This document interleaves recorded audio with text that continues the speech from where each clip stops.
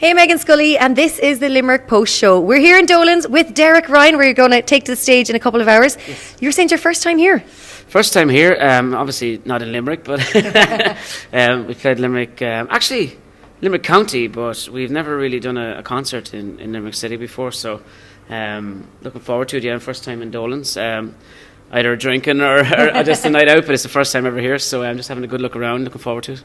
Well, I'm sure you've heard so much about Dolans because it's so famous for so many artists. Some people have come here over the years, so I guess it's probably a special moment for you as well.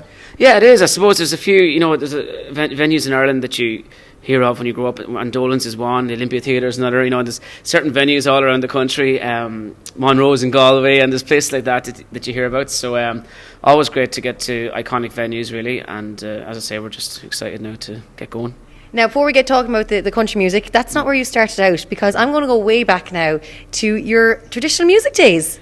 I want to start there with a few All-Ireland medals. Tell me about that. Yeah, we kind of, I suppose when we were growing up at home, my brother and my sister, I'm the youngest, so they were mad into trad music, and I wasn't so much starting off, I was more into sport and all that kind of thing, but Daddy bought me a Bowron one time, and then Katie drums. I ended up winning All-Irelands in both, actually.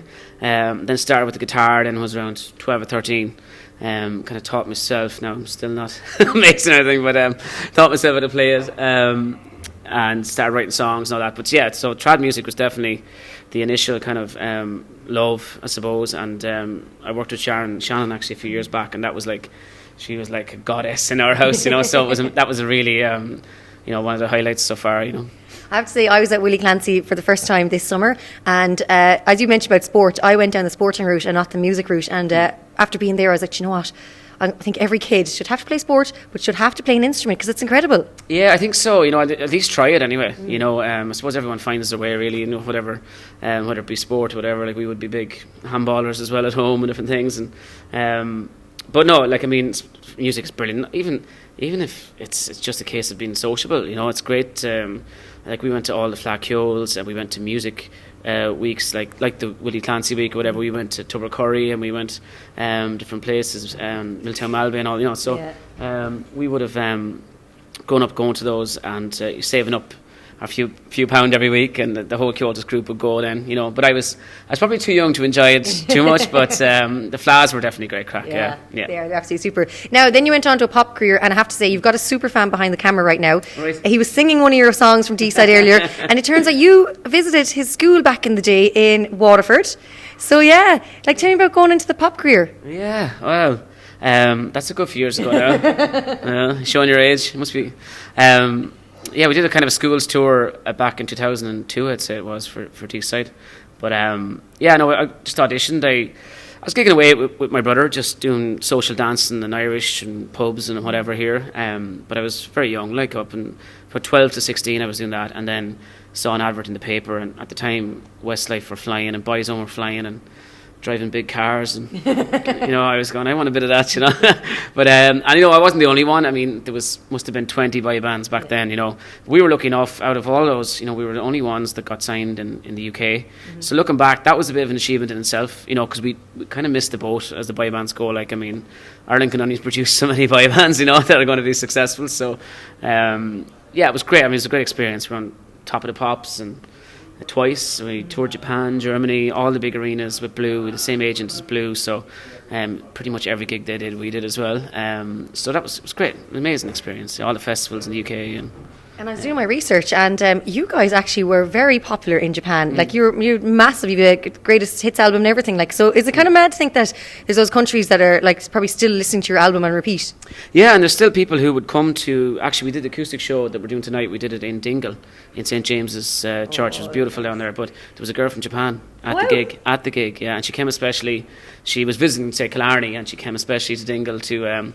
And she remembered me. She showed me photos of me and all the boys visiting her house. She won a competition. She was from Tokyo or somewhere, and so she showed me photos from nearly 20 years ago. But so that was amazing. That there's still people listening, and you never know. We might get back out there. You never know. A reunion tour. But of course, now it's country music, which I have to say is absolutely massive in Ireland. And I think as well, what's so cool is that it's every age group. Everyone's into it now. Yeah, definitely. I mean, that's the that's kind of, you could have any generation at concerts, especially, and festivals, during the day or whatever. And there's people back learning how to jive and dance in local halls and lounges all around the country. So it's definitely back. But look, I mean, country was always big. Like when I was growing up, I used to go see Declan Ernie, Mick Flavin, all the guys, in their bands.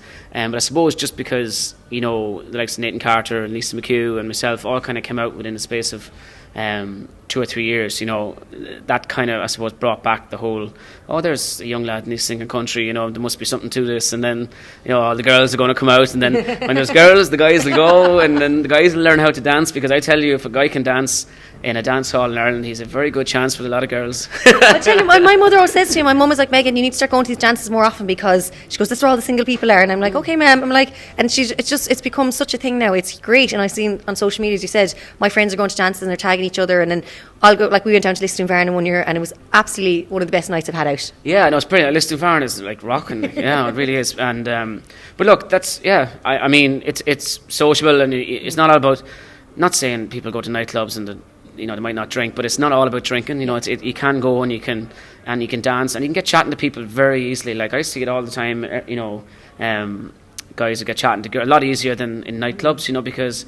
Well, maybe it's changed since I was going out in nightclubs, but there was a gang of girls with around their handbags, and there was no getting in there. It was just thank God I could sing, because tried to sing, because otherwise I wouldn't get chatting to anyone.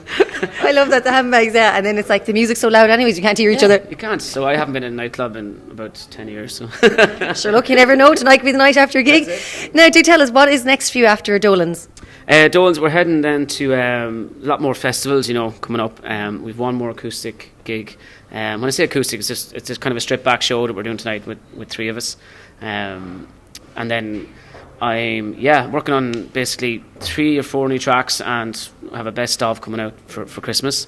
So I kind of took a little bit of time off as regards recording and writing. I have been doing it all, but just not with the idea of an album. I do an album every year, but I have 10 albums now, so I think it's time to kind of get the best of them and add maybe 3 or 4 tracks to it, and then have a kind of a best of, as I say, and work then I'm going over to Nashville in November for 2 weeks, and I'm going to just write for the next album, if you know what I mean. So.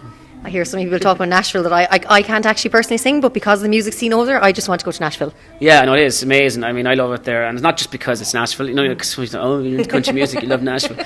It's like not that. Like I have been writing quite a few times, and I recorded an album out there, This Is Me, which was amazing. But then I just went on holidays this year. I went and I met all the kind of writers that I've met and became friends with, and just didn't write at all, didn't do any work.